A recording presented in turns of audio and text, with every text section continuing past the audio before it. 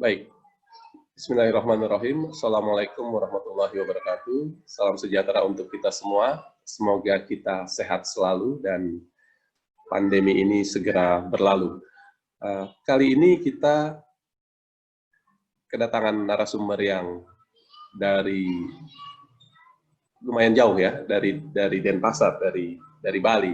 Ya, beliau Mas Rohtri ini adalah dosen arkeologi di Universitas Udayana. Ya, temanya mengenai sejarah Islam dan hubungannya dengan masyarakat Hindu Bali. Saya tidak akan berpanjang-panjang, kita berikan kesempatan yang cukup luas kepada narasumber. Silakan saja dipergunakan waktu dan tempatnya. Silakan Pak Rohtri. Terima kasih.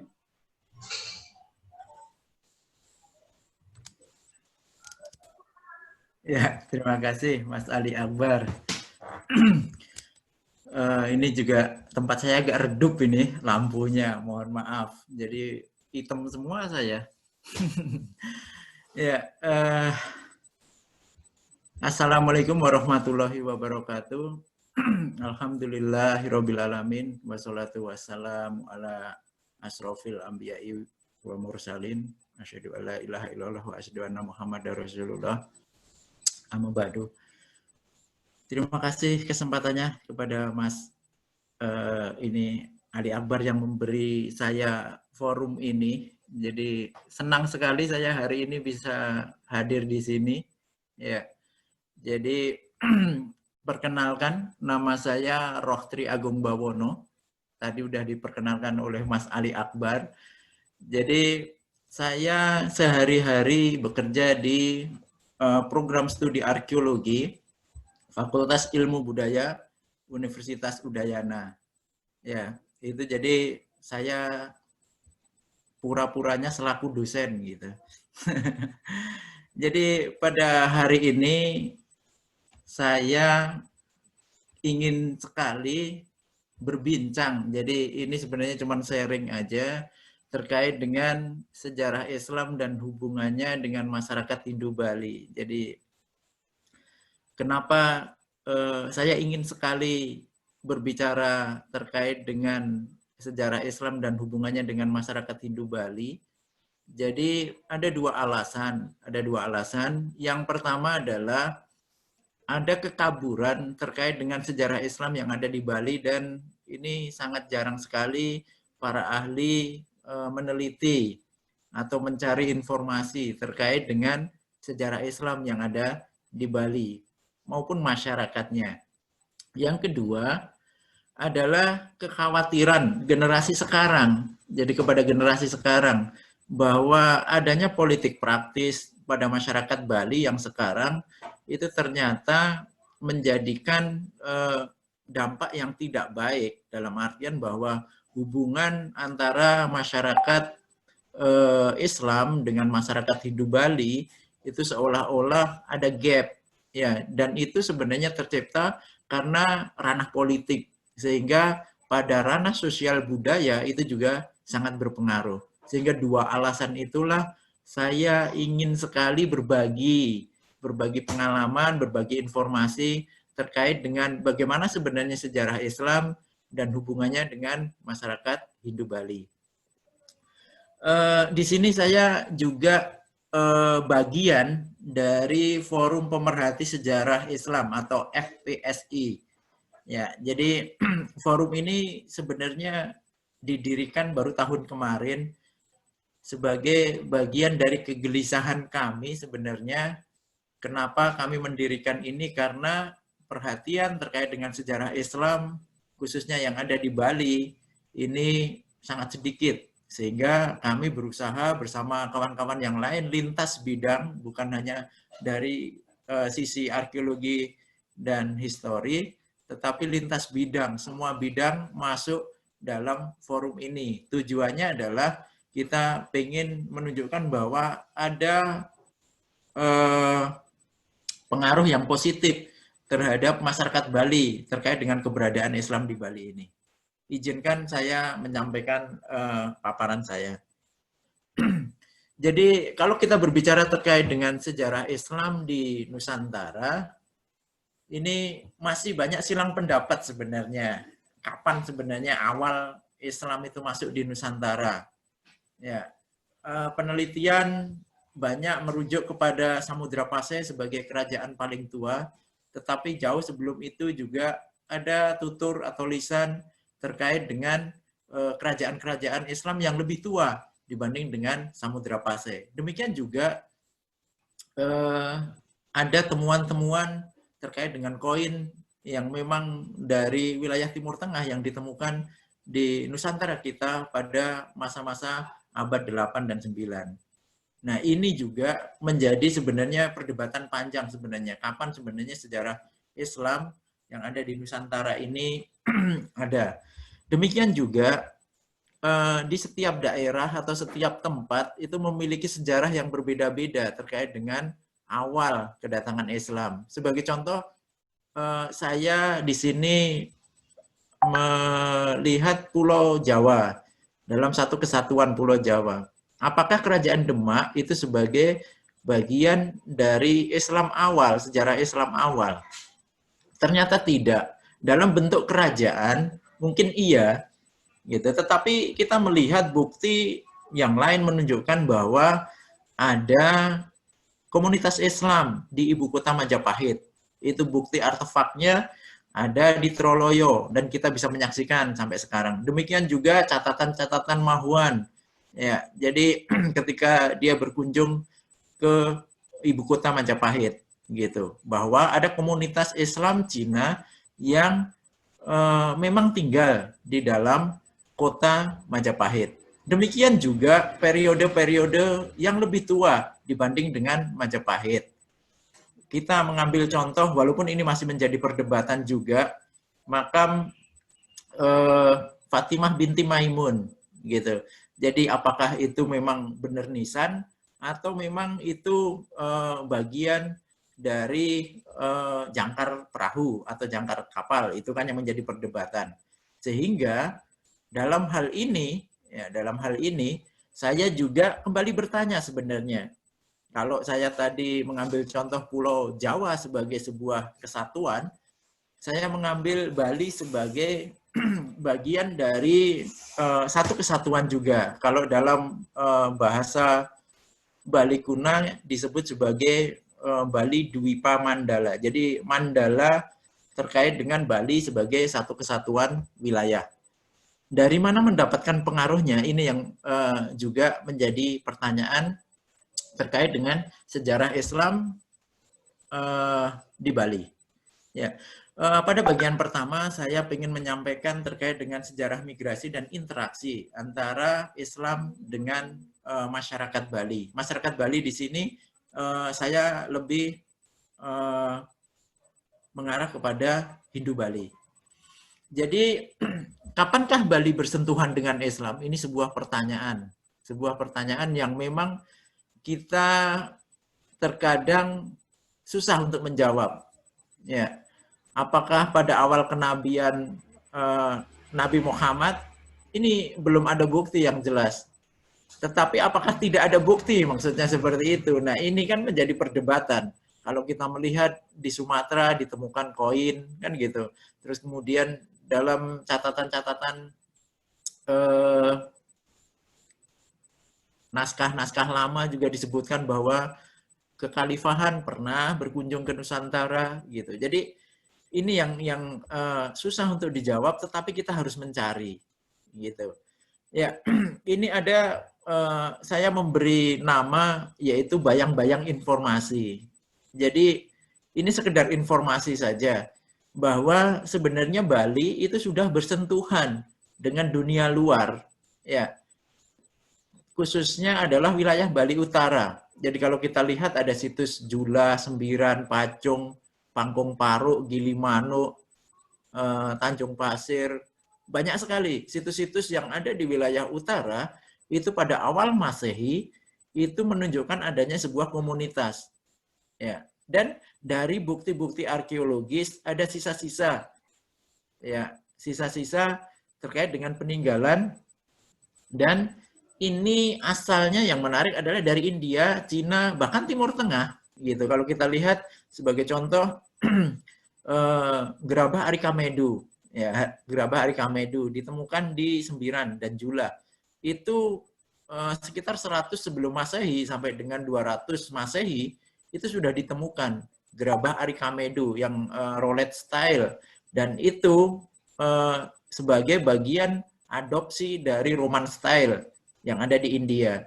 Terus kemudian ada di Pangkung Paruk sebagai contoh, kita menemukan cermin perunggu yang itu periodenya adalah sekitar 100 Masehi atau periode Han Dynasty, dinasti Han. Cermin perunggu ada 2, ya, temuan cermin perunggu di dalam sarkofagus. Demikian juga di Pangkung Paruk juga ditemukan adanya manik-manik berlapis emas, dan itu menunjukkan adanya indikasi bahwa manik-manik tersebut berasal dari Timur Tengah, khususnya adalah wilayah-wilayah Persia. Nah, inilah yang menarik. Yang kedua, abad 9 dan 10, ya, dalam sebuah prasasti disebutkan adanya bandar internasional, yaitu Julah. Jadi Julah itu sebagai bandar internasional dengan berbagai jenis perahu, itu mereka cumunduk. Cumunduk itu artinya apa ya? Cumunduk itu bersandar, ya, bersandar di Julah gitu. Jadi Julah itu sebagai bagian dari bandar internasional. Nah, apakah tidak ada indikasi bahwa saudagar-saudagar Muslim itu mengunjungi Julah juga, karena itu periodenya periode 9 dan periode 10 itu masa-masa keemasan di dunia Islam gitu. Sehingga ini juga menjadi bayang-bayang informasi. Nah, ini ada bukti-bukti indikasi, ya, bukti indikasi bahwa berdasarkan prasasti 9A yang lempeng keempat, kita lihat di sana tahunnya 987 Saka atau abad 11, 1065 Masehi. Jadi di prasasti tersebut ada kata-kata rowangnya pasisi. Pasisi itu artinya pesisir atau berada di luar di sisi. Di sisi itu di luar maksudnya di pantai. Rowangnya itu adalah model komunitas kecil. Jadi sebuah komunitas yang tinggal di pesisir itu sebenarnya merujuk kepada adanya penyerangan dari pihak luar, ya, itu menyerang komunitas pesisir yang ada di Julah gitu. Jadi komunitas pesisir ini saya merujuk pada tulisannya Ibu Brigita.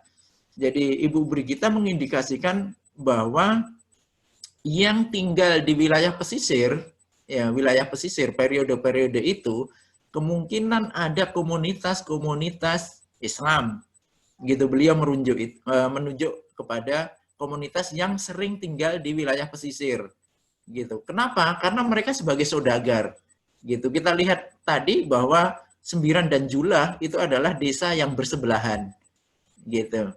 Nah, ini yang menjadi indikasi ada atau tidak gitu. Nah, ketika saya melakukan penelitian di Julah, Sembiran, dan sekitarnya, ada temuan menarik, tapi saya tidak menuliskan di sini. Ya, tidak menuliskan di sini. Temuan itu adalah terkait dengan sendera tari tradisional. Jadi, biasanya mereka menyebutnya bagian dari tari baris. Jadi, ada satu adegan yang menarik menurut saya, bahwa ada tokoh Melayu gitu. Ini dalam upacara di dalam pura, ya, upacara di dalam pura sampai sekarang masih berlangsung. Ketika teater tradisional itu berjalan, ya, tengah malam akan muncul tokoh Melayu. Tokoh Melayu ini disimbolkan dengan menggunakan peci, menggunakan sarung, mungkin ya kekinian lah gitu.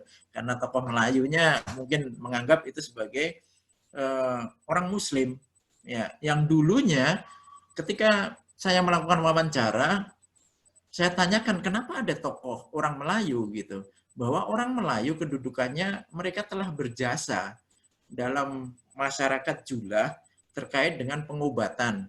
Jadi dahulu ceritanya mereka itu ada yang terkena penyakit. Terus kemudian ada saudagar Melayu, dalam tanda petik itu adalah orang Muslim, ya Muslim, saudagar Muslim, itu menyembuhkan, ya menyembuhkan penyakit tersebut.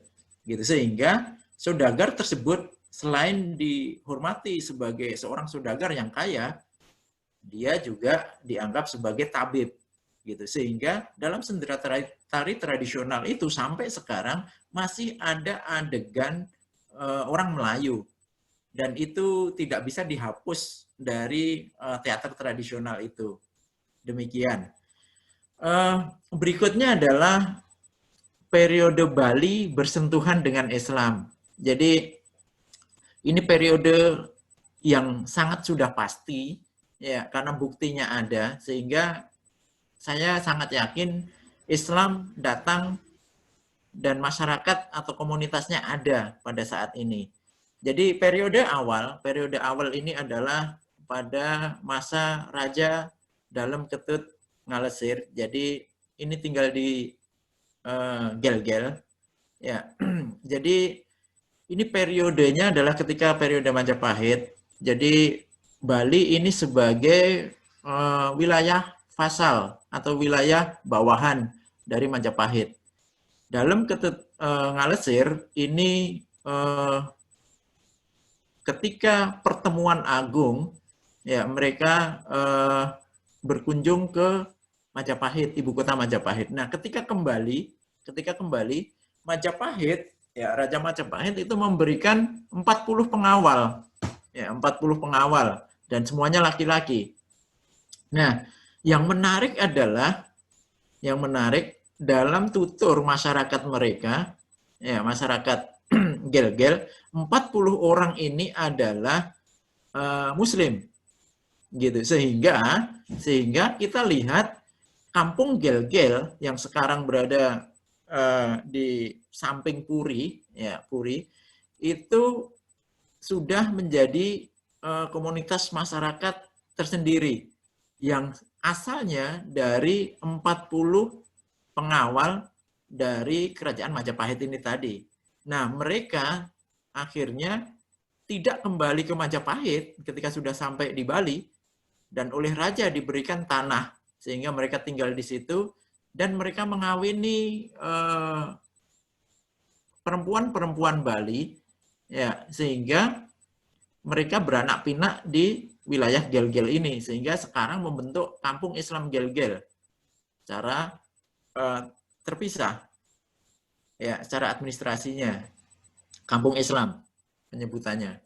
Kemudian tahap berikutnya, kalau kita berbicara terkait dengan tahap awal, itu adalah periode dalam Waturenggong.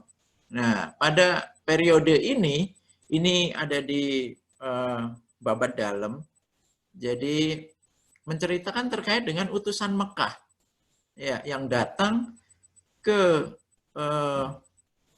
Bali, terus kemudian berniat untuk mengajak Raja Dalem Waturenggong untuk memeluk Islam, gitu. Nah, ini banyak versi nanti, ya banyak versi. Tetapi yang ingin saya berikan catatan di sini, beberapa ahli itu menganggap bahwa itu bukan utusan dari Mekah, tetapi kemungkinan adalah utusan dari Demak, gitu. Yang tujuannya adalah untuk mendatangi raja yang ada di Bali, terus kemudian mengajak untuk masuk Islam. Tetapi Raja Dalem Waturenggong itu menolak dengan halus, gitu, dengan halus. Ya, itu nanti banyak versi memotong bulu kaki dan sebagainya, gitu. Ya, tetapi gagal. Terus kemudian utusan dari Mekah atau yang diperkirakan Demak ini kembali lagi ke Jawa, gitu. Yang berikutnya adalah Dalem Sagening. Jadi Dalem Sagening ini juga terdapat di Babat Dalem, ya Babat Dalem. Penyebutan Wong Sunantara. Jadi Wong Sunantara ini lebih mengarah kepada orang-orang saudagar-saudagar yang berlayar, ya, yang berlayar lalu lalang, ya, lalu lalang di wilayah Bali. Ini menyebut Wong Sunantara, dan saudagar-saudagar itu kebanyakan adalah Muslim yang memang berasal dari wilayah-wilayah Sumatera, ya, Jawa dan sebagainya. Ya, jadi sampai sekarang masyarakat Bali itu memberikan indikasi dua identitas. Ya, kalau mereka menyebut yang pertama adalah Nak Bali. Nak Bali itu anak Bali. Satu lagi adalah Nak Jawa, anak yang atau orang dari Jawa.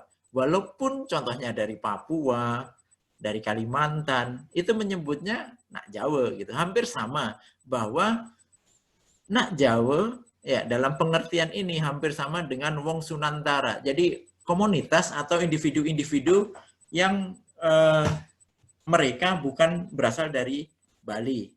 Itu. Selanjutnya periode Bali bersentuhan dengan Islam periode kedua. Ya, periode kedua. Kalau periode awal tadi saya lebih menjelaskan terkait dengan raja-rajanya, ya, raja-raja yang ada di Bali. Kemudian periode kedua ini bahwa ada beberapa masyarakat yang memang datang ya ke Bali. Ya, datang dengan sendiri tanpa diundang. Ini yang pertama adalah kedatangan di pelabuhan-pelabuhan di Bali. Jadi hampir semua pelabuhan di Bali itu adalah komunitas-komunitas Islam pada awalnya. Kenapa bisa seperti itu? Ya, karena mereka lebih banyak adalah komunitas Bugis yang memang memiliki perahu atau kendaraan atau armada laut yang bagus. Gitu. Jadi mereka melewati Sumbawa dan Lombok. Kenapa melewati Sumbawa dan Lombok? Karena pada saat itu Makassar, Bugis, ya itu memiliki hubungan dengan Bima. Jadi salah satu putri itu kawin dengan Raja Bima, sehingga Bima sangat dekat dengan orang Bugis. Nah, pengaruh ini juga akhirnya terjadi terjadi pembatasan bahwa Bali ini ada perjanjian bahwa kekuasaan Bali itu sampai Lombok, sedangkan Bima itu hanya sampai Bima aja. Bugis ya itu sampai Bima saja, gitu. Itu sehingga ada pembagian kekuasaan itu. Nah, berikutnya adalah terkait dengan kedatangan masyarakat Bugis ini. Jadi setelah perjanjian Bungaya, kekalahan Hasanuddin ya di Makassar 18 November 1667 dengan perjanjian Bungaya, ya ini menganggap bahwa ini sebagai aib besar bahwa masyarakat Bugis bisa kalah gitu. Ya, dengan apa? Dengan tidak boleh berdagang di tempatnya mereka sendiri. Mereka harus menggunakan izin, pas dan sebagainya. Ya. Sehingga banyak masyarakat Bugis yang keluar dari wilayah-wilayah Sulawesi. Salah satu tujuannya adalah wilayah-wilayah yang ada di Bali dan Nusa Tenggara, gitu. Sehingga kedatangan masyarakat Bugis di Bali, ya ini juga didukung atau dipicu oleh kekalahan Hasanuddin terkait dengan perjanjian Bungaya itu. Ya, ini saya mengadopsi dari tabelnya Pak Muhammad Ali Fadila yang beberapa waktu lalu presentasi di Udayana dalam webinar juga. Jadi kalau kita lihat di sana ada pembabakan kontak awal Islam dengan penduduk lokal itu abad 7 sampai 8 ya, terus kemudian 9 sampai 11 ada pemukiman permanen di pelabuhan dan kota raja. Terus kemudian ada konversi agama penguasa lokal dan pendirian negara berasas Islam itu abad 12 sampai dengan 14 ya. Terus kemudian abad 17 sampai dengan 19 itu ada konsolidasi Muslim dengan komunitas lain, khususnya terkait dengan ekonomi politik dan budaya Nusantara. Karena apa? Karena pengaruh Eropa. Jadi kalau kita lihat di sana ada dalam Ngelesir, terus kemudian dalam Watu Renggong, ada dalam Segening. Demikian juga ekspedisi yang lain, kalau kita lihat Di situ ada kedatangan Bugis, ya, Makassar, Bajo, Melayu, itu membentuk koloni-koloni di wilayah Bali. Ya, saya lanjutkan. Periode berikutnya adalah ini saya berusaha membuat agak provokatif dan ini jarang disinggung. Ya, periode Islam membela Bali. Nah, ini tidak pernah istilah ini digunakan, tetapi saya berusaha untuk konsisten menggunakan periode ini. Ya, periode Islam membela Bali. Jadi membela Bali pengertiannya adalah mereka turut, ya, mereka tinggal, terus kemudian mereka turut memajukan, ya, komunitas-komunitas kerajaan yang ada di Bali di mana mereka tinggal. Ya, pada saat itu Bali terpecah menjadi beberapa kerajaan, ya, ada Mengui, kemudian Badung, ada Jembrane, ada Buleleng, ada Klungkung, Karangasem, ada Bangli, seperti itu. Ya, membela Bali ini dengan apa? Yang pertama adalah memajukan perdagangan, memajukan perdagangan. Kalau kita lihat ada di beberapa komunitas mereka tinggal di mana? Ada di banyak pelabuhan, khususnya adalah pelabuhan-pelabuhan besar yang itu menjadi pintu gerbang. Pintu gerbang apa? Pintu gerbang ekonomi kerajaan. Ya, sebagai contoh ada pelabuhan Loloan yang ada di Air Kuning, ini di Jembrane. Terus kemudian pelabuhan Serangan, pelabuhan Tuban dan Kute. Pelabuhan Serangan ini sekarang masuk di Denpasar. Ya. Terus kemudian Tuban dan Kute ini sangat terkenal. Tuban itu bandara, ya, airport itu. Terus kemudian Kute itu juga wilayah sebelah utaranya dari wilayah Tuban. Jadi sampai sekarang kalau kita lihat di sana masih ada beberapa komunitas Bugis yang tinggal, Serangan, Tuban, dan Kute itu, dan makam-makam Islam. Terus kemudian Kampung Kajanan, ya, Kampung Kajanan ini ada di Buleleng, ya, dan itu merupakan komunitas Islam yang ada di Buleleng. Terus kemudian ada pelabuhan Kusambe. Jadi Kusambe ini juga ini terkait dengan Gel-Gel, kerajaan Gel-Gel. Jadi kalau tadi ada kampung Gel-Gel, ya itu dari komunitas Jawa. Menariknya pelabuhan Kusambe ini Bugis. Ya, kalau kita menyebut Kusambe, kita akan ingat terkait dengan perang Puputan Kusambe, gitu. Jadi masyarakat Bugis turut juga di sana, gitu. Tapi yang kita bicarakan ini terkait dengan pelabuhannya, bahwa itu ada komunitas Bugis dan mereka adalah Muslim, tinggal di pelabuhan tersebut, kemudian memajukan ekonomi kerajaan. Gitu. Berikutnya adalah membela Bali dalam artian sesungguhnya. Dalam artian sesungguhnya. Ada yang menjadi pasukan perang. Komunitas-komunitas itu menjadi pasukan perang. Jadi kalau kita lihat sebagai contoh-contoh yang ada di Jembrane, ya, kedatangan pasukan Wajo karena kalah, ya, di Makassar sana. Terus kemudian mereka melarikan diri sampai di sekarang wilayahnya adalah Perancak, ya, wilayah Buleleng, gitu. Ini namanya adalah Daeng Nahkoda. Daeng Nahkoda ini sangat terkenal sekali dalam komunitas masyarakat di Jembrane. Ya, beliau adalah pimpinan dari pasukan Wajo itu yang melarikan diri, terus kemudian mereka mengabdi kepada I Gusti Ngurah Pancoran. I Gusti Ngurah Pancoran sendiri menjabat periodenya 1620 sampai dengan 1697 Masehi. Jadi bukan hanya satu daeng, ada 4. Ya, jadi ada 4 pasukan, 4 kapal besar yang singgah di situ terus kemudian menetap di situ. Sehingga wilayah tersebut disebut wilayah Pancoran. Pelabuhannya dulu namanya Pelabuhan Pancoran, sekarang berubah menjadi Pelabuhan Perancak, gitu. Dan sampai sekarang itu masih difungsikan sebagai pelabuhan. Nah, pada saat peperangan, ya, terus kemudian ada beberapa pasukan-pasukan yang dari kerajaan-kerajaan lain, karena Bali ini terdiri dari beberapa kerajaan tadi, ya, itu mereka siap untuk membela kerajaan ini, gitu. Nah, berikutnya yang menarik sekali menurut saya adalah Syarif Abdullah Al-Khadir. Jadi Al-Khodri, ya mohon maaf, Al-Khodri.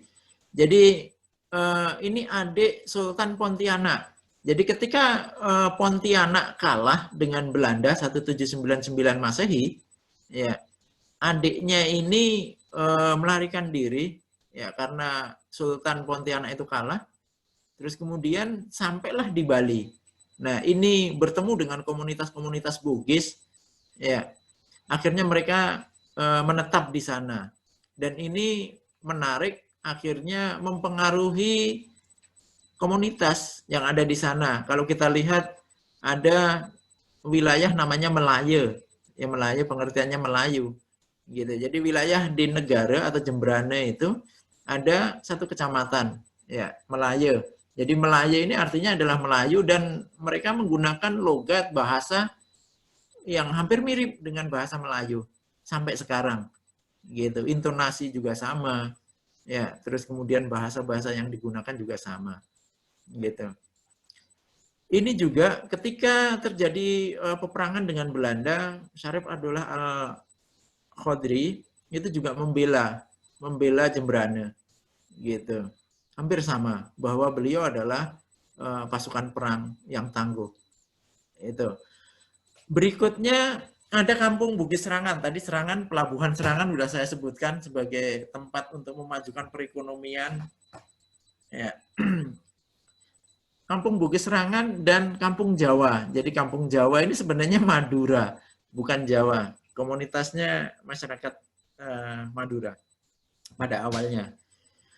Kampung Bugis Serangan ini diletakkan di Pulau Serangan, di wilayah selatan. Ya, wilayah selatan.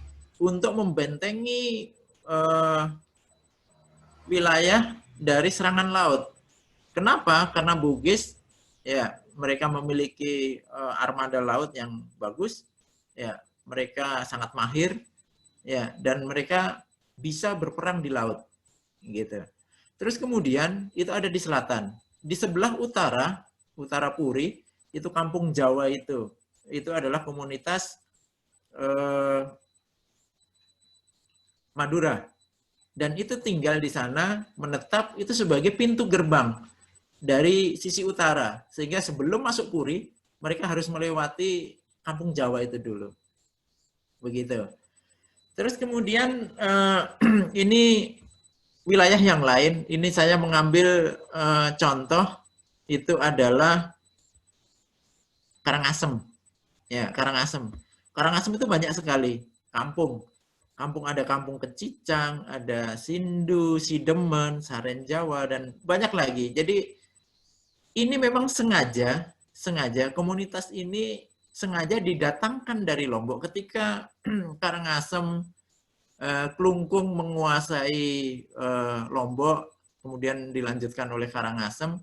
Ya, ini Raja Karangasem juga mengambil orang-orang Sasak yang ada di Lombok dibawa ke Bali, khususnya wilayah Karangasem.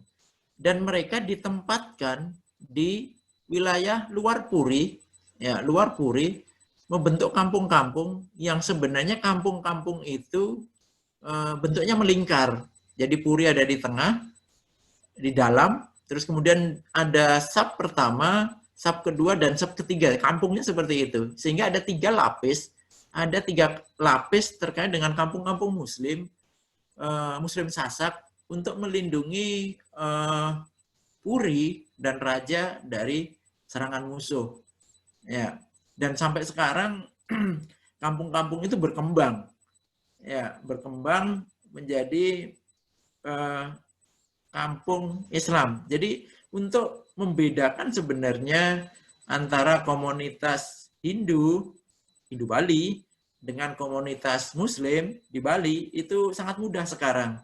Ketika kita datang ke Bali, terus kemudian kita melihat ada tulisan kampung, ya kampung apa gitu, kampung apa, berarti menunjukkan bahwa daerah atau desa itu adalah wilayah komunitas Muslim.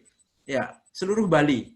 Gitu. Mereka sepakat untuk memberikan nama kampung, gitu, bukan Banjar. Kalau di Bali, mereka Hindu Bali mereka menggunakan istilah Banjar. Tetapi untuk komunitas Muslim mereka menggunakan istilah kampung. Itu. Jadi periode Islam membela Bali ini dari sisi ekonomi dan dari sisi ketahanan. Walaupun masih banyak yang lain sebenarnya. Ya, ini contoh nisan atau makam yang ada di Pulau Serangan. Jadi ini yang paling besar, ya, makam Puak ini yang bertingkat ini. Ini kalau kita lihat coraknya, motifnya, ya ini sulur-sulur semua. Bahannya ini dari koral atau karang laut. Itu. Dan ini memang sengaja diambil dari laut, ya, terus kemudian dibuat sebagai nisan. Dan di beberapa wilayah di Bali yang sebagian besar komunitas Bugisnya mereka menggunakan nisan dari koral atau karang ini. Ya. Ini yang ada di Singaraja. Jadi kalau kita lihat masjid, ya pintu gerbangnya stylenya Bali sekali. Kalau kita lihat itu Masjid Agung Jami Singaraja. Jadi ini Kampung Kajanan. Yang menarik dari ini adalah pintu gerbang itu yang warna hijau itu, ya itu sumbangan dari Raja Buleleng, ya Raja Buleleng. Dan sampai sekarang masih digunakan sebagai fungsinya masih sebagai pintu karena masih sangat bagus sekali. Dan ini kita lihat ini gapuranya atau korinya ini sangat Balinis sekali. Ya, bentuknya Bali sekali sebagai arsitektur pendukung dari masjid ini. Demikian juga kalau kita lihat di beberapa komunitas, ya ada di Kusambe, ada di Serangan, terus kemudian ini di Kajanan, ini juga kita temukan sebenarnya bukti-buktinya Al-Quran tulis tangan, gitu. Jadi periodenya sekitar 1800-an, ya, jadi abad 19 awal. Itu. Jadi sampai sekarang masih disimpan oleh masyarakat sebagai bagian dari bukti historis masyarakat Islam atau komunitas Islam yang ada di Bali. Ya, saya melanjutkan ke babak kedua, itu kita bicara terkait dengan jejak hubungan Islam dan masyarakat Hindu Bali. Jadi kalau kita berbicara terkait dengan Islam dan Hindu, ini kita dibedakan oleh agama, dibedakan oleh religi. Ya. Tetapi ketika kita berbicara terkait dengan komunitas yang kita bicarakan adalah sosial budayanya, gitu. Ya, saya lebih banyak berbicara terkait dengan hubungan sosial budaya pada bagian ini. Ya, jejak pada masyarakat Hindu Bali ini menarik. Ya, jejak hubungannya terlihat sampai sekarang. Pada masyarakat komunitas Bali, mereka menyebut masyarakat Muslim, ya Muslim itu menyebutnya sebagai nyame selam. Ya, nyame. Nyame ini pengertiannya adalah saudara. Selam ini adalah Islam. Ya, jadi saudara Islam, saudara Muslim. Gitu. Mereka tidak pernah menyebut kalau sekarang ya banyak beberapa tokoh politik ya gencar menyebut wah ini nak Jawa gitu. Indikasinya adalah indikasi lebih mengarah kepada orang luar gitu. Tetapi pada masa lalu mereka menggunakan istilah nyame selam. Nyame selam ini adalah mereka menganggap sebagai saudara mereka sendiri, tetapi memiliki religi yang berbeda gitu. Walaupun sebenarnya mereka adalah komunitas yang datang dari luar gitu. Berikutnya adalah muncul olahan lawar. Kalau kita biasa melihat di Bali ini lawar yang digunakan biasanya babi. Tetapi di wilayah selatan, Bali Selatan, khusus Bali Selatan ini, itu lawar penyu. Ya, lawar penyu. Tetapi mohon maaf, sekarang penyu dilindungi sehingga jarang masyarakat yang mengolah lawar penyu lagi. Ya, tetapi pada masa lalu tahun 90, 80, 90 masih kita menyaksikan setiap mereka odalan, setiap mereka ada upacara besar, ya pernikahan atau upacara apa saja, mereka memasak lawar penyu ini. Kenapa saya menyebutnya ini sebagai pengaruh Muslim terhadap Hindu Bali? Ya biasanya mereka menggunakan babi, gitu. Tetapi penyu ini dibawa oleh masyarakat Bugis, ya masyarakat pelaut itu tadi. Ya mereka mendapatkan hewan penyu ini sebagai bagian dari olahan masakan, sehingga lawar penyu ini sangat sangat tren, sangat terkenal sekali di Bali Selatan. Demikian juga untuk wilayah lain karena bahan olahannya bukan dari penyu, ya, tetapi dari binatang mungkin ayam atau itik, gitu, itik atau bebek itu, gitu. Mereka menggunakan istilah lawar selam. Jadi ada istilah lawar, lawar itu pengertiannya lawar babi, tetapi ada istilah lawar selam, gitu. Lawar selam ini adalah memang ini boleh dimakan pengertiannya seperti oleh komunitas Muslim, gitu, karena tidak menggunakan olahan babi, gitu. Saya ulangi lagi, tadi biasanya lawar selam ini di luar Bali Selatan untuk menyebut istilah tersebut. Sebagai contoh Singaraja gitu, ya, atau mungkin Karangasem gitu. Ya, mereka menggunakan istilah lawar selam, gitu. Yang menarik menurut saya berikutnya ini muncul media-media pemujaan yang sebelumnya tidak ada. Sebagai contoh ada Sanggah Mekah, gitu. Sanggah Mekah. Kenapa ada sanggah? Sanggah itu tempat untuk peribadatan, ya, tempat untuk peribadatan. Mereka menggunakan nama Sanggah Mekah. Kenapa Sanggah Mekah? Intinya adalah sanggah itu difungsikan untuk kalau masyarakat Bali memuja leluhur, gitu. Ya. Terus kemudian ketika Islam masuk bersentuhan dengan komunitas-komunitas Bali, mereka sebagai ucapan terima kasih, ya, karena ada tadi komunikasi yang baik, terus kemudian Islam membela Bali tadi, terus kemudian karena ada pernikahan kemungkinan juga, gitu, ya. Mereka akhirnya membuat tempat pemujaan khusus untuk Hyang Mekah. Hyang Mekah ini adalah yang kita sebut sebagai Allah, ya. Gitu. Jadi Sanggah Mekah ini adalah ditujukan untuk ke arah Mekah sana. Jadi arah mereka mengikuti arah ke barat juga arahnya, gitu. Padahal biasanya sanggah itu banyak mengarah kepada gunung, gitu. Sehingga ini ada perbedaan dan penamaan baru. Demikian juga istilah yang lain sebagai contoh. Ada Sanggah Batara Mekah, sama. Ya, Sanggah Umar. Ya, nama Umar aja udah sangat Islami sekali. Gitu. Sanggah Umar.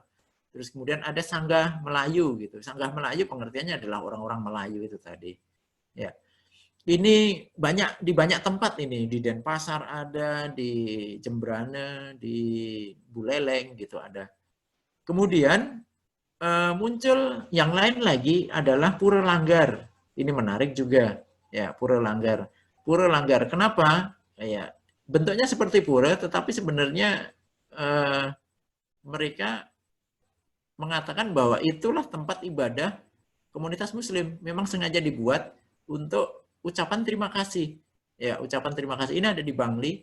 Ucapan terima kasih kepada komunitas Muslim, ya, yang ada pada waktu itu karena Bangli memiliki hubungan kekerabatan dengan penguasa Blambangan, gitu. Ya, jadi ucapan terima kasih kepada penguasa Blambangan itu, sehingga karena di Blambangan sudah Muslim, gitu. Terus kemudian Ini sebagai ucapannya mereka mendirikan langgar, ya langgar. Tetapi tidak difungsikan karena mereka masih menganut Hindu, gitu. Ya fungsinya ya sebagai pura, gitu, sehingga disebut sebagai pura langgar, gitu. Atau mereka menyebutnya ada dalam Mekah, gitu sebagai contoh, ya. Atau dalam Solo, gitu. Banyak istilah-istilah yang lain. Terus kemudian jejak ini juga pada lontar, ya pengaruh Islam ada. Kalau kita lihat apa ya, lontar Siti Badriah yang ada di Jembrane itu juga ada. Terus kemudian yang lebih khusus sebenarnya beberapa kawan yang pengkaji lontar itu mengatakan bahwa banyak pengobatan-pengobatan Islam yang masuk dalam lontar usade. Jadi usade Hindu. Jadi usade ini ya lontar itu, tapi khusus untuk pengobatan, gitu. Jadi ada istilah-istilah bahasa Arab yang digunakan mantra. Mereka menyebutnya sebagai mantra. Kita menyebutnya sebagai doa. Jadi ada salam pembuka Bismillahirrahmanirrahim, tetapi ditulis dalam huruf Bali. Ya, terus kemudian ada nanti istilah-istilah ya penyebutan Allah, penyebutan Muhammad itu juga ada, gitu, dan itu sangat menarik ya untuk dikaji. Dan bagi masyarakat Hindu sendiri, mereka melakukan pengobatan versi itu ya dengan cara sesuai dengan usada itu hal yang biasa, gitu, sampai sekarang, gitu.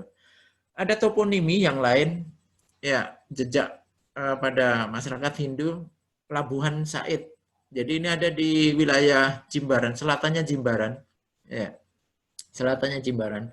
Ini Labuhan Said. Jadi Said ini nama dari orang ya pada waktu dahulu ya itu kapalnya pecah, terus kemudian bersandar di situ, mereka membetulkan perahu, terus kemudian oleh masyarakat itu dikenal sebagai Labuhan Said. Ya, Said itu karena namanya itu tadi, bahwa Said itu pernah berlabuh di situ. Dulu tanah kosong, tapi sekarang menjadi tempat pariwisata yang sangat ramai. Nah, ini sebagai contoh, ya ini adalah pura langgar tadi, ya pura dalam Jawa, pura dalam Mekah, ada yang menyebutnya seperti itu. Ya, Pak, pura dalam Solo ada banyak versi, tetapi inilah yang disebut sebagai pura langgar, bahwa bentuknya itu menyerupai musola, ya musola-musola atau langgar yang ada di Jawa, ya wilayah lain itu, dan tetapi ini tidak difungsikan oleh masyarakat, tapi dia berada di pura, di dalam pura, gitu, dan sekarang menjadi objek pariwisata. Ya, jejak pada masyarakat Islam, komunitas Islam, jejak kebalian maksudnya, ya pada masyarakat Islam. Penggunaan bahasa Bali sebagai bahasa ibu. Jadi ini juga ketika komunitas Bugis, ya terus kemudian Melayu, yang tadi walaupun mereka masih menggunakan Melayu, tapi bahasa ibunya juga bahasa Bali. Bahkan mereka tidak fasih lagi bahasa Bugis, tetapi lebih fasih bahasa Bali, gitu, dibanding dengan bahasa leluhur mereka dahulu, tetapi mereka masih mengakui bahwa mereka adalah keturunan Bugis, gitu. Sehingga penggunaan bahasa sehari-hari mereka menggunakan bahasa Bali, gitu. Kalau yang ada di Pulau Serangan, mereka mix, campuran antara bahasa Bali dan bahasa Bugis. Jadi terkadang kita nggak tahu, aduh ini menggunakan bahasa apa ini? Oh berarti Bugis kalau nggak tahu gitu. Ya, jadi ada campuran-campuran gitu. Itu penggunaan bahasa ibu, yaitu bahasa Bali. Terus kemudian tradisi ngejot, ya ini saling memberi pada hari raya. Kenapa saya menempatkan di sini? Ya, dalam tradisi Islam kita sangat dianjurkan untuk memberikan sesuatu kepada tetangga, ya sebagai bagian dari ibadah, gitu. Nah, ngejot ini dilakukan pada saat hari raya, gitu. Ketika Galungan dan Kuningan, masyarakat-masyarakat Hindu Bali itu memberikan makanan kepada kawan-kawan Muslim, gitu. Tapi ketika hari raya kita, contohnya Idul Korban, gitu, kita juga memberikan daging itu kepada kawan-kawan Hindu, gitu. Dan kawan-kawan Hindu ini juga tahu mereka halal dan haram, sehingga mereka tidak akan memberikan daging yang menurut komunitas Muslim di sekitar mereka itu haram, sehingga mereka biasanya memberikan buah-buahan gitu atau makanan yang bukan daging gitu, jajan gitu dan sebagainya. Ya. Berikutnya adalah tradisi mekibung. Jadi mekibung ini makan bersama dalam satu tempat. Ada nampan gitu, mungkin menggunakan nampan, mereka loyang, nampan atau loyang, itu mereka makan bersama di situ dalam satu nampan itu, mungkin banyak nampan gitu, satu nampan mungkin bisa 5-6 orang gitu. Nah ini tradisi yang ada di Bali. Demikian juga kalau mereka tidak menggunakan nampan, mereka menggunakan daun pisang gitu ya, panjang gitu, mungkin komunitas masyarakat yang ada di situ mungkin ada 30 orang gitu ya, memanjang mereka ya, terus kemudian mereka makan bersama dalam satu tempat itu gitu. Berikutnya adalah ada tradisi mekidung. Mekidung ini apa ya, modelnya kayak macapat kalau di Jawa ya, terus kemudian itu juga ketika mereka menulis kidungnya itu dalam lontar gitu.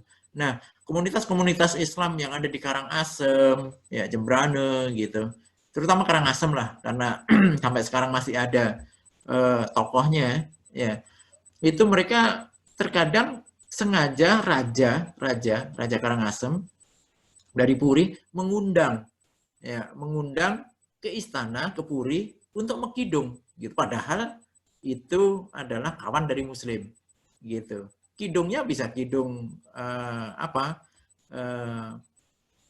sejarah nabi-nabi gitu, menarik sekali gitu. Dan itu dibuatkan lontar, ada lontarnya gitu. Bahkan ketika tradisi-tradisi sampai sekarang ini masih ada terkait dengan anak-anak raja yang masih kecil gitu, itu akan diceritakan terkait dengan sejarah-sejarah nabi gitu. Ini juga hal yang menarik sebenarnya untuk dikaji. Kepada siapa? Kepada anak-anak raja itu, untuk mengenalkan ini Nabi Yusuf, Nabi Muhammad, Nabi Isa, seperti itu. Dan itu udah menjadi tradisi sampai sekarang gitu, dengan tradisi kidung itu. Ya. Itu dan masih banyak lagi sebenarnya hal-hal yang lain. Ya, ini salah satu contohnya adalah ngejot. Jadi ini kawan-kawan Muslim memberikan makanan kepada kawan-kawan Hindu. Ya, ngejot mereka memberikan, terus kemudian nanti ketika hari raya Hindu, komunitas Hindu juga akan ngejot ke teman-teman Muslim seperti itu. Ya. Ini harmonisasi tercipta secara alamiah atau dibuat? Nah, ini sebuah pertanyaan. Tapi saya memberikan beberapa contoh nih. Beberapa contoh. Silahkan nanti apakah alamiah atau dibuat sebenarnya harmonisasi yang ada di Bali ini. Ya, komunitas Islam lebih banyak bergerak dalam perdagangan pada dulu, ya pada awal. Sehingga memandang semua orang ini sebagai kawan atau relasi bisnis. Ya. Sehingga kalau kita lihat tidak pernah ada benturan kawan-kawan Islam dengan kawan-kawan Hindu. Kenapa? Karena itu sebagai relasi bisnis. Sebagian besar komunitas Islam ya yang ada di pesisir gitu, itu adalah mereka adalah pedagang.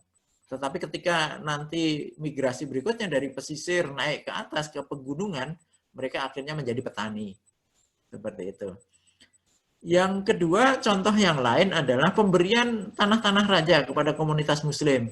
Semua kampung, ya kampung Gel-Gel, terus kemudian Serangan, ya Loloan, ya, semuanya itu adalah tanah-tanah raja yang diberikan ya secara cuma-cuma kepada komunitas Muslim yang ada di tempat mereka, gitu. Karena mereka dianggap sebagai nyamu selam, saudara Islam itu tadi, dan turut memajukan perekonomian.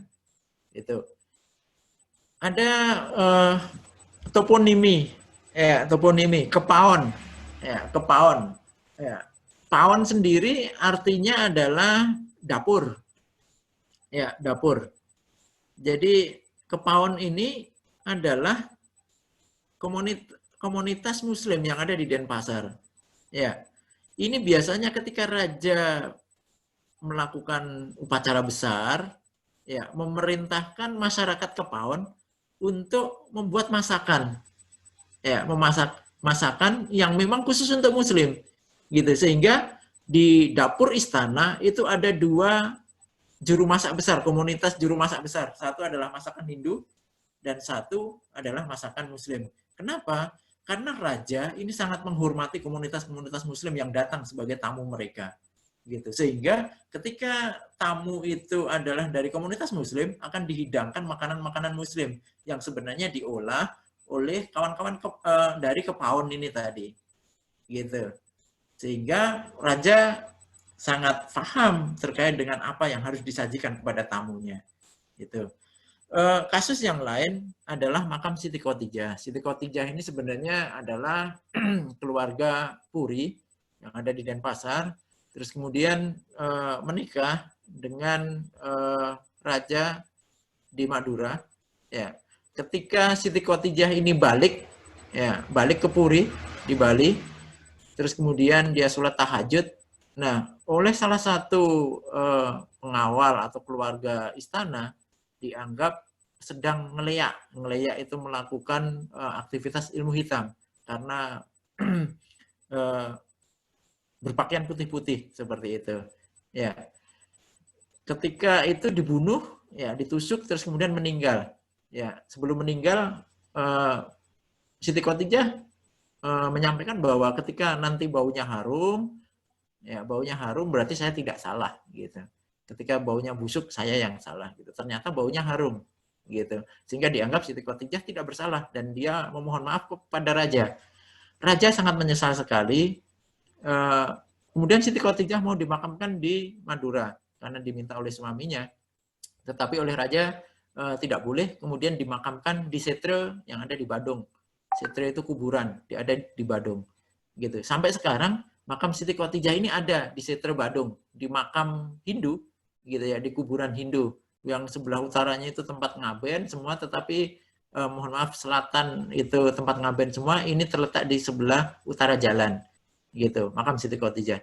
Dan yang sebagai pengelolanya, mangkunya sampai sekarang itu keluarga turunan dari dulu itu adalah beragama Hindu, gitu. Sehingga pengelolanya beragama Hindu, sehingga ketika kita berkunjung ke sana, ya nanti kita akan dilihat sebagai saudara, ya, terus kemudian dipersilahkan ke sana, ya.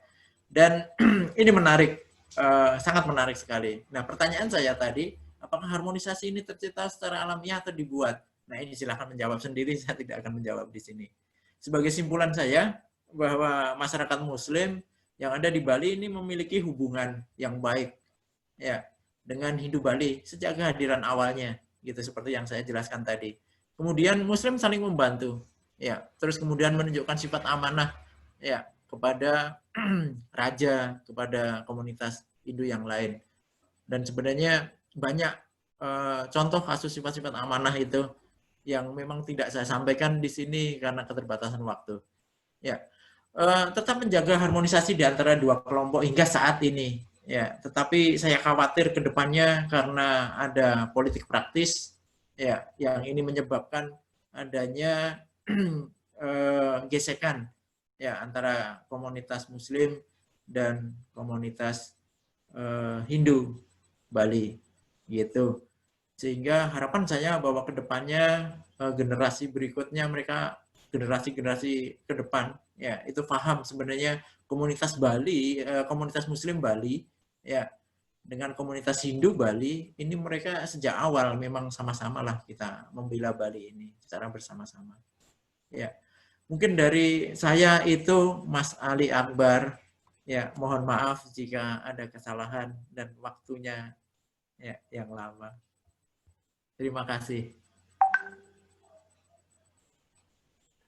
Baik, terima kasih, luar biasa, materinya sangat banyak, tapi menarik, dan saya tidak ingin memotong memang karena cara menyampaikannya sangat runut dan penting untuk diketahui tahapan demi tahapannya. Ya. Kalau dipotong nanti justru bisa menimbulkan pemahaman yang tidak lengkap begitu ya. Jadi bagus sekali tadi disampaikan ya, ada istilahnya masih ada periode yang perlu dipertanyakan, lalu ada katakanlah periode awal ya, periode kedua gitu, sehingga pengkaji berikutnya mudah nanti menelusuri bagaimana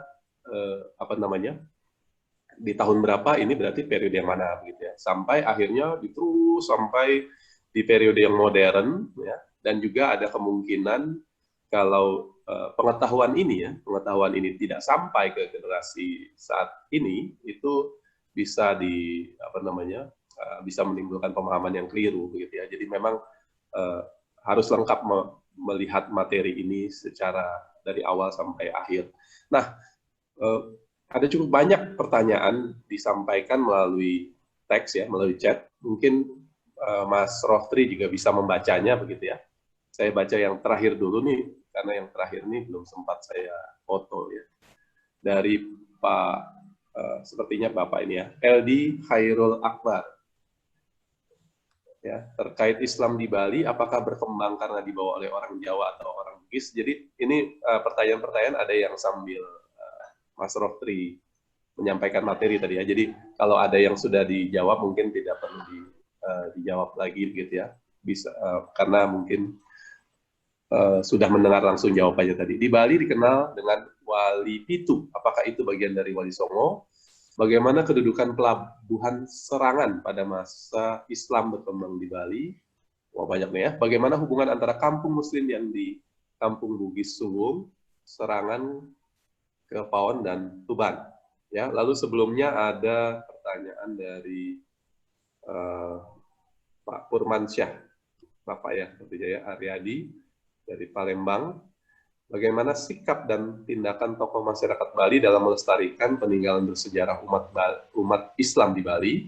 Lalu pertanyaan kedua adalah, apakah tantangan dan peluang kerukunan umat Hindu dan Islam di Bali? Sebelumnya ada pertanyaan dari Mbak Mentari Karisma Putri. Ya, ada dua pertanyaan, saya bacakan yang pertanyaan kedua. Bagaimana Islam bisa masuk ke Bali, di Bali, sedangkan di Bali sendiri kebudayaannya sangat kental? Apakah ada jejak peninggalan jika Islam sudah pernah masuk dan berhubungan baik dengan kebudayaan yang ada di Bali? Lalu ada Pak Erwan Surya Negara, komunitas Melayu yang dikatakan ada itu ya, tadi sudah disampaikan, ada komunitas Melayu. Apakah rumah tinggal mereka berupa atau masih berupa rumah panggung sebagaimana kebiasaan bahkan ciri masyarakat Melayu pada umumnya? Dan terakhir dari Mentari Karisma Putri, pertanyaan yang pertama adalah, ini materi yang di awal, dalam perjanjian apa bahwa Islam yang ada di Bali sampai ke wilayah Lombok? Silakan dirangkum semuanya, Mas Rohtri. Silakan, terima kasih. Banyak sekali ya.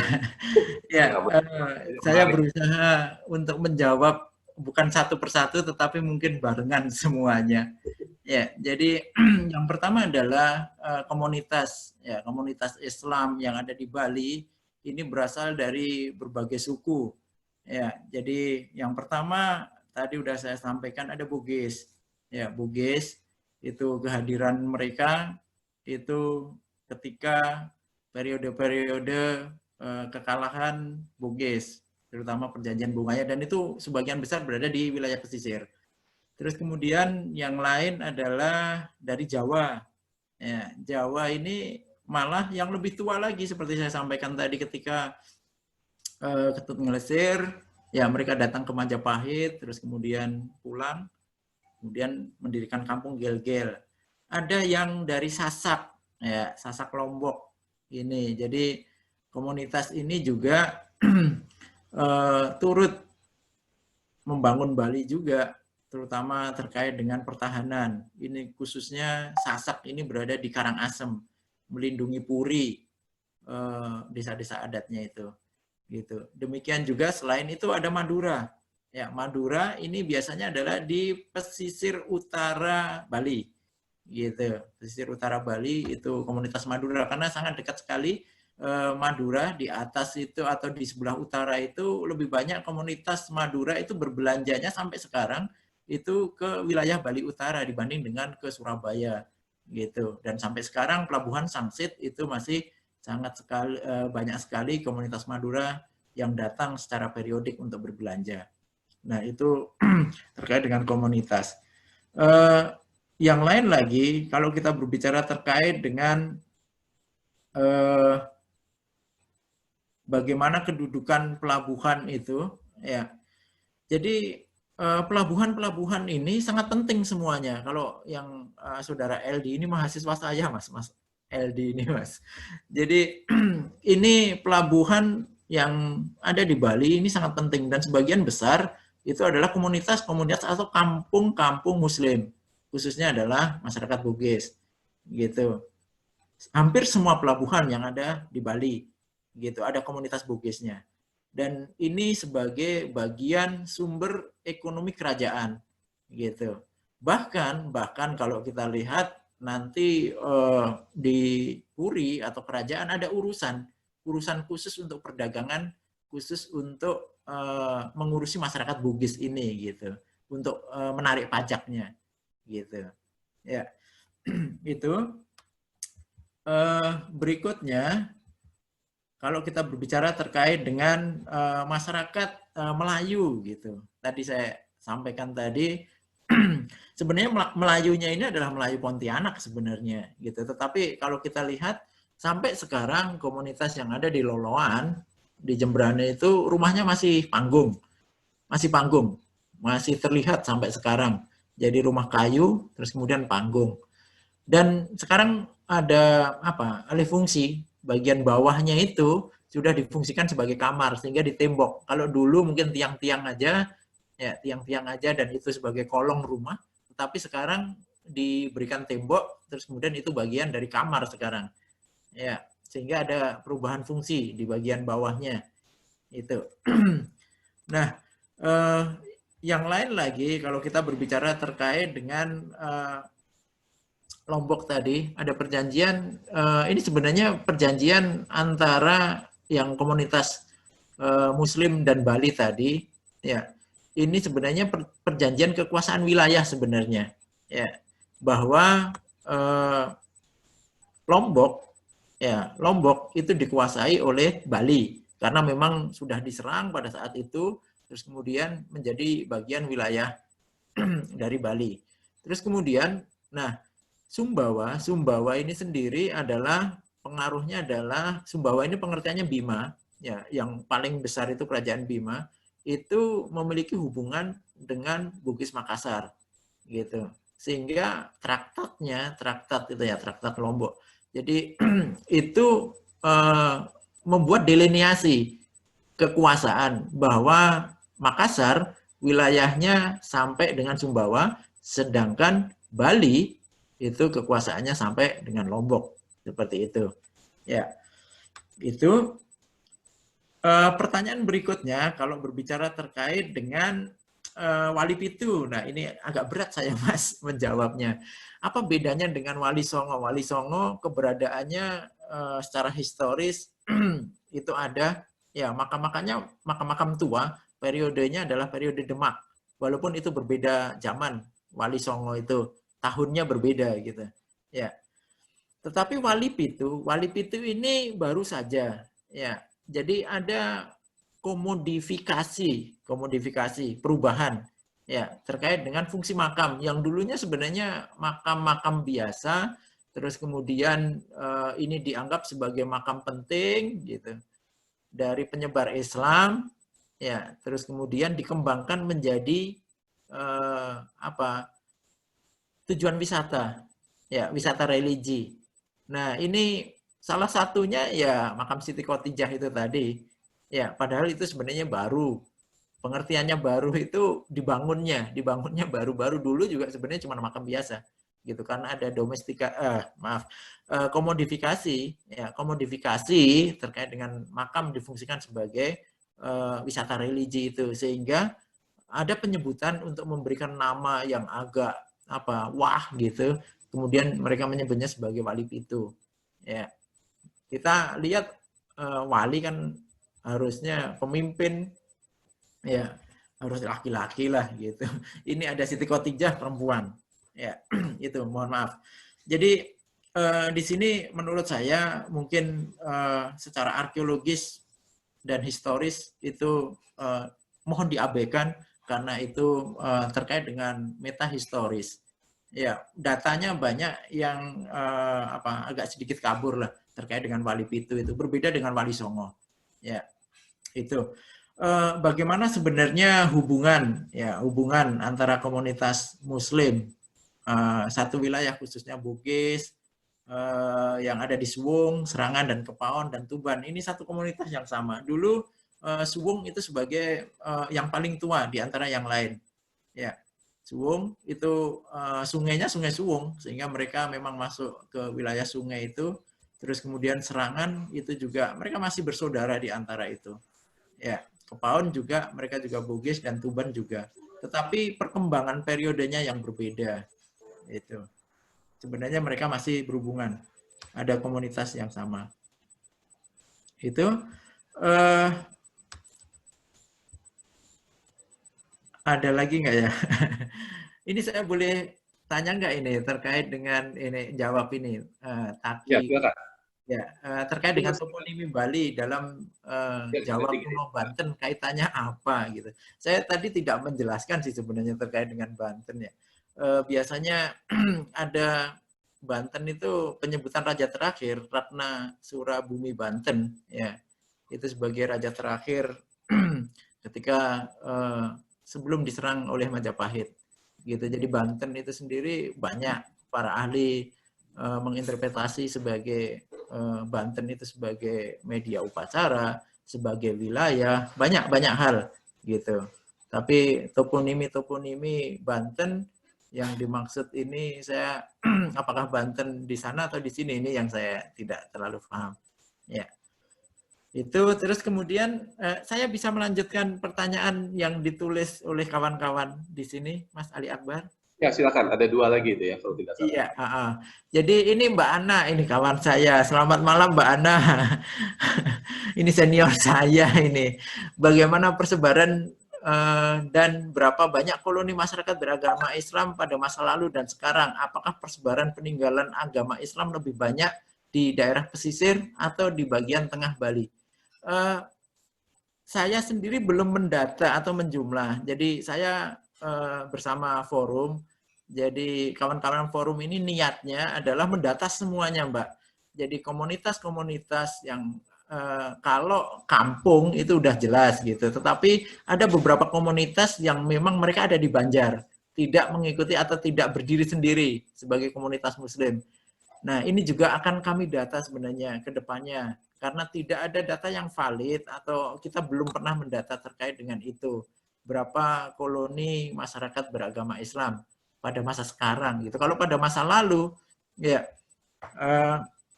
berapanya ini saya mohon maaf saya tidak pernah menghitung. Jadi jumlahnya berapa. Tetapi ada di beberapa wilayah di Jemberana ada, di Denpasar ada, di Bangli ada, terus kemudian di Karangasem ada, di Buleleng ada, hampir semua tempat itu ada komunitas Muslim.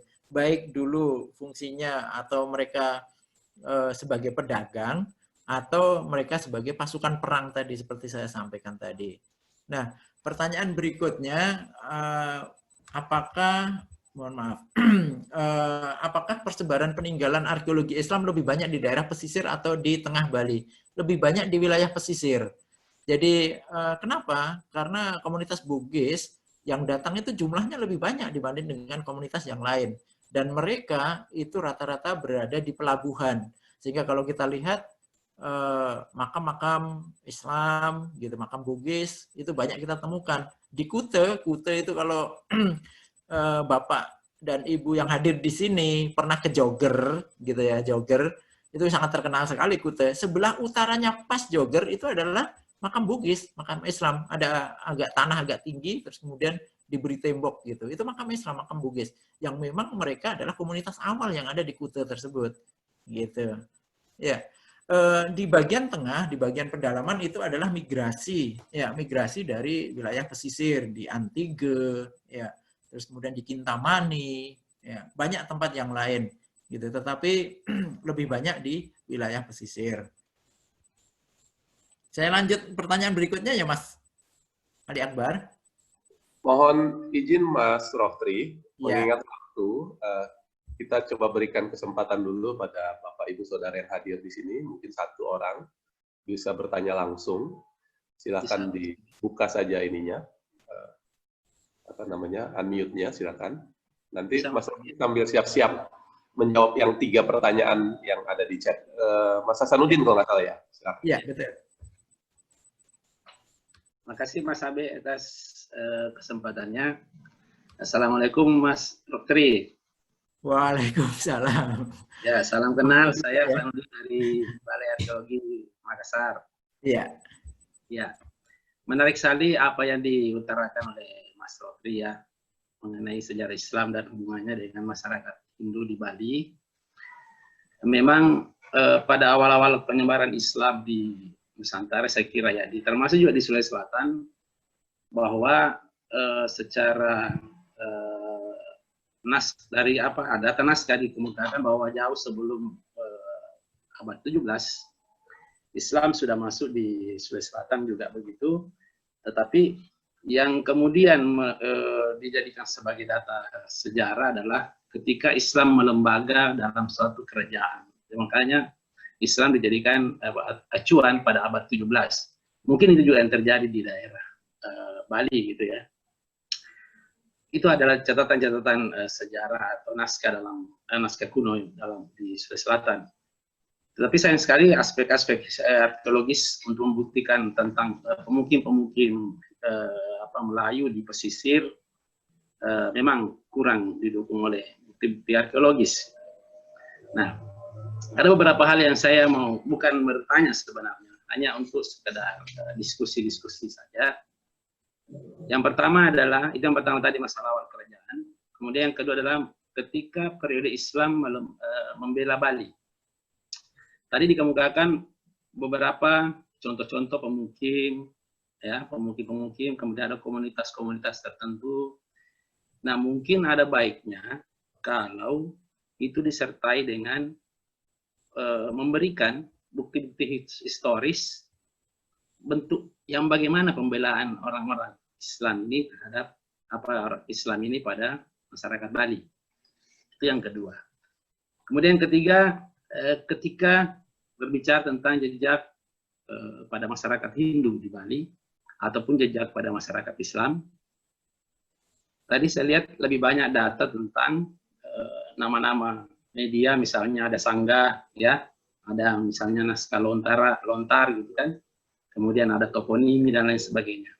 Nah, mungkin nanti ke depannya kita butuh bukti-bukti arkeologis yang bagaimana kira-kira yang bisa memberikan penjelasan tentang jejak masyarakat Hindu di Bali dan sebaliknya begitu, jejak Islam juga di Bali seperti itu. Nah, sehingga kita bisa melihat bahwa memang terjadi adaptasi sosial kultural antara masyarakat Bali dengan Islam yang bisa digambarkan dari mungkin tata ruangnya atau pola hiasnya, dari makam-makam atau bangunan-bangunan Islam yang lain. Saya kira itu saja mungkin masukan dari saya, Mas Ferry. Terima kasih. Assalamualaikum warahmatullahi wabarakatuh. Waalaikumsalam warahmatullahi wabarakatuh. Waalaikumsalam. Silakan Mas Roftri. Ya, terima kasih. Jadi ada 3 masukan tadi. Terima kasih sekali, Mas Hasanuddin. Jadi memang yang pertama terkait dengan melembaga tadi. Jadi itu tadi yang saya sebutkan sebagai amanah. Jadi kawan-kawan Muslim yang ada di Bali itu memiliki sifat amanah. Itu bisa kenapa gitu ya? Kenapa pertanyaannya saya memberikan label amanah? Jadi ketika terjadi penyerangan Jembrane oleh Buleleng, ya ini raja itu meninggal, ya kotanya hancur, purinya hancur, diserang. Tetapi komunitas Muslim yang ada di Buleleng, ya itu mereka menyelamatkan putra mahkota dan ini jarang ditulis dalam sejarah, ya menyelamatkan putra mahkota. Padahal pada kesempatan itu jika mereka mau mendirikan atau melembagakan menjadi kerajaan Islam sebenarnya kan bisa gitu karena pasukan-pasukan perang mereka adalah juga keturunan raja gitu. Kalau kita lihat tadi adiknya Sultan Pontianak gitu, mereka juga berhak secara blood, secara darah gitu sebagai seorang raja gitu. Demikian juga Daeng Nakoda gitu, dia juga berhak ketika mereka mau mendirikan kerajaan gitu. Tapi itu tidak diambil gitu, kesempatan itu tidak diambil. Putra mahkota disembunyikan di dalam banyak versi, disembunyikan di luar kota. Ada yang mengatakan bahwa putra mahkota disembunyikan di Banyuwangi gitu. Ketika kondisi ini sudah mereda, kerajaan Buleleng, kerajaan Jembrane sudah aman ya dari serangan itu tadi, itu akhirnya putra mahkota dikembalikan lagi, terus kemudian diangkat menjadi raja. Ya, itu amanahnya kawan-kawan Muslim yang ada di Jembrane seperti itu. Ya, dan ini jarang sekali disinggung. Tetapi masyarakat Jembrane sangat paham terkait dengan sejarah ini, gitu. Ya, sehingga tidak ada lembaga kerajaan Islam di Bali karena kawan-kawan yang ada, kawan-kawan Muslim, mereka tidak ada sifat untuk memberontak atau mendirikan kerajaan, gitu. Gitu. Yang kedua, kalau kita berbicara terkait dengan khususnya sejarah ini tadi, ya sejarah itu tadi, kami bersama kawan-kawan forum rencananya pengen membuat film dokumenter, gitu, khusus untuk membuat sejarah Islam yang ada di Bali. Jadi sekaligus di sini saya minta dukungannya buat kawan-kawan semua yang hadir di sini, bahwa kita pengen memberikan gambaran dari sudut pandang yang dari komunitas Muslim sendiri, karena selama ini mungkin banyak hal yang dikaburkan atau memang sengaja tidak diungkap gitu, sehingga kami pengen dalam babak atau periode Bali Islam membela Bali itu tadi yang pengen kami tonjolkan gitu, khususnya terkait dengan beberapa kejadian yang ada di Jembrane. Jadi kita sudah mendapatkan